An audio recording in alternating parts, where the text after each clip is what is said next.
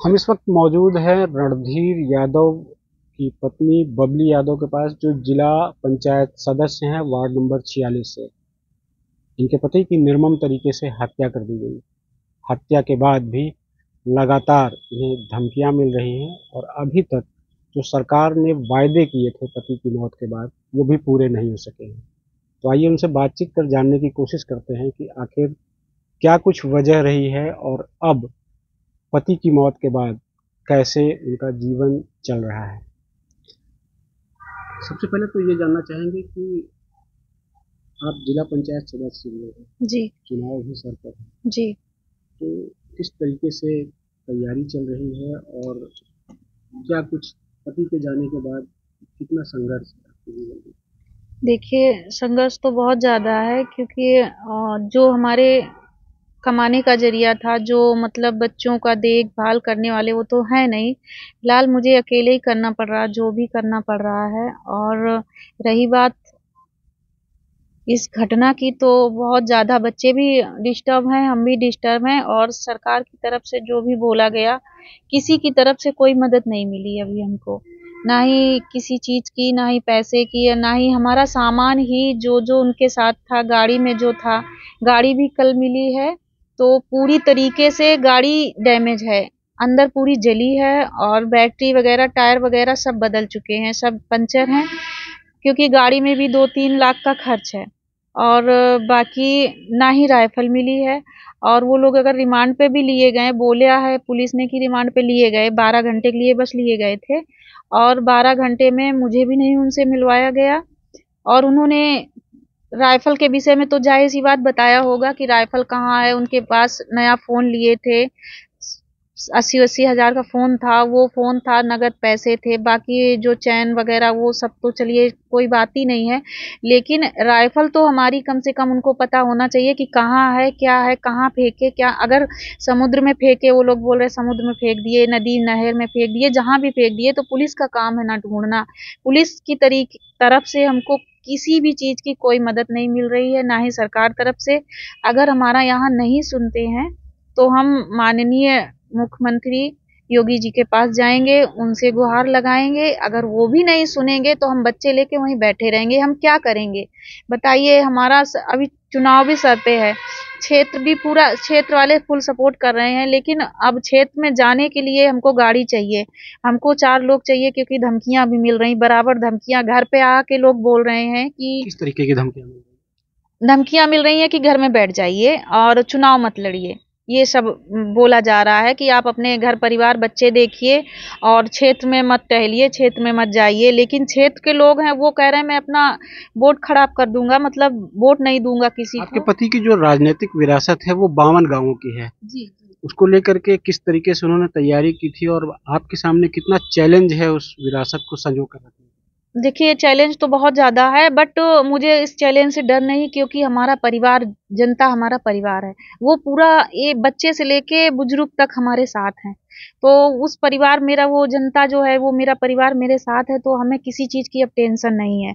आप क्षेत्र में जाती होंगी तो लोग जी, बराबर क्षेत्र में जाते हैं, क्षेत्र में पूरा फुल सपोर्ट है हमारे साथ, पूरा समर्थन है, वो भी दुःख के साथ। जो हमारे साथ घटना हुई है, उसके साथ पूरी तरीके से क्षेत्र के लोग खड़े हैं।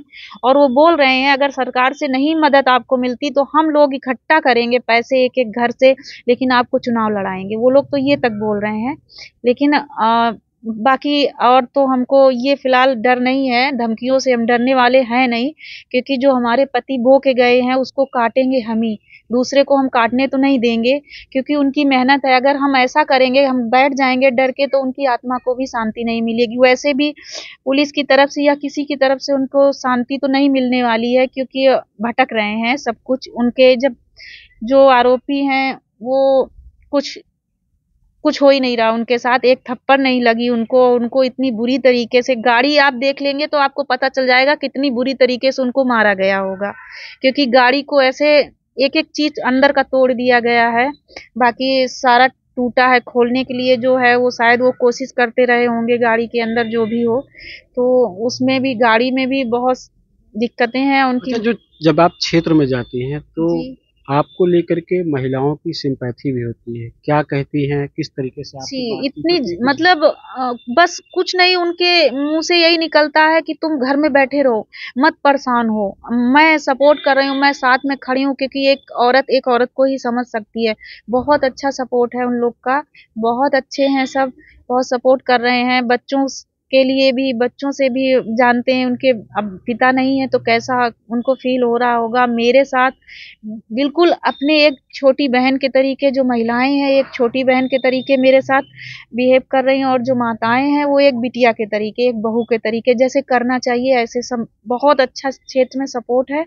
और बस वही मेरा परिवार है, वही मेरा सब कुछ है। अब हमें उन्हीं के बीच में रहना है, उन्हीं से जो भी है, क्योंकि बाहर से कोई हमको सपोर्ट नहीं मिला, किसी तो से पति मदद नहीं। की जिस तरीके से हत्या हुई, जितनी निर्मम तरीके से हत्या की गई और जो आरोप लगे हैं, जी, उसमें अब चूंकि 2.5 महीने से ज़्यादा का समय बीत चुका है, तो आप क्या सोचते हैं, क्या कुछ लोगों के ज़रिए सामने आया है? क्योंकि हत्या का जो मुख्य आरोपी जी, है उदय, वो भी पकड़ा गया है।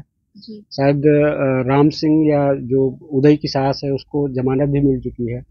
उदय तो की सास। हाँ, उसको ज़मानत भी मिल चुकी है, तो उसके बारे में क्या कुछ लोगों ने बताया है? तो क्या कुछ जानकारियाँ मिली हैं? देखिए, जानकारियाँ तो बहुत कुछ, जो जैसा मिल रहा है, जिसको जैसा सुनने को मिल रहा है, वो वैसा बता रहा है। लेकिन मतलब इसमें कुछ हद तक सही है, लेकिन कुछ हद तक झूठ है।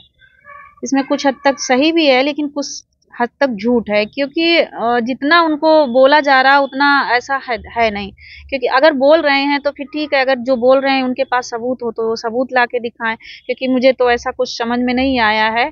लेकिन हाँ, थोड़ा बहुत बोल रहे हैं भाई, बहुत सारे लोग बता रहे हैं तो पति कुछ। के अपहरण के समय कुछ कमेंट आए थे फेसबुक पर, कुछ लोगों ने टिप्पणी की थी कि आपत्तिजनक टाइप में टिप्पणी की थी, उसको लेकर के आप कभी कुछ बता रही हैं? देखिए, टिप्पणी जो ये कर रहे थे, ऐसी आपत्तिजनक टिप्पणियाँ आज से नहीं, कम से कम नहीं तो 4-5 साल से ऐसे आ रही हैं। उनको धमकियाँ दे रहे हैं, उनको उल्टा-सीधा और भी बहुत लगाए, बहुत कमेंट आते हैं, बट वो इग्नोर कर देते थे। हम लोग भी इग्नोर करते, चलिए ठीक है, नेता हैं, उनको तो बदनाम करने के लिए ऐसा करा ही जाएगा। लेकिन इस बार जो हुआ वो बहुत गलत हुआ। इस बार जो कमेंट मतलब कर रहे थे लोग, तो सच हो गया कि ऐसा-ऐसा कर देंगे ऐसा। और मतलब कौन जो लोग हैं ये लोग ऐसे? इसमें देखिए भैया, बहुत सारे लोग हैं, इसमें बहुत लोग हैं, कोई एक नहीं है। इसमें अच्छे खासे लोग हैं, पैसे वाले हैं, इसमें एक ही 2 लोग का हाथ नहीं है कि हाँ, क्या उदय ही है। राजनीतिक लोग हैं? हाँ जी, राजनीतिक भी इसमें पूरा फुल मैटर तो यही है कि इसमें राजनीतिक मैटर है, क्योंकि एक बार नहीं, ये 2 बार हो चुका है। जब उस बार चुनाव आया था, तो चुनाव के 1 महीने पहले बहुत बड़ा मैटर हो गया था। हम लोग को घर में नहीं रहने दिया जा रहा था, सारा तोड़-फोड़ हो गया था। हम जंगल में बच्चे लेके भाग रहे थे, हमारे हस्बैंड अलग भाग रहे थे। तब भी ऐसे ही इसी उस समय राजनीति। आपके पति क्या समाजवादी पार्टी में थे? हाँ जी, तब समाजवादी पार्टी में थे, तब उनका सीट था, तो वो समाज